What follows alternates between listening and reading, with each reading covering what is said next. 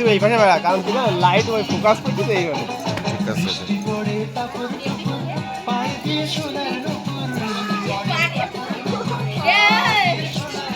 বৃষ্টি পড়ে টাপুর টুপুর পায়ে দিয়ে সোনার নুপুর আঁকা বাঁকা মেঠো পথে কোন রূপসী হেঁটে যায় আঁকা বাঁকা মেঠো পথে কোন রূপসী হেঁটে যায় বন্ধু হেঁটে যায়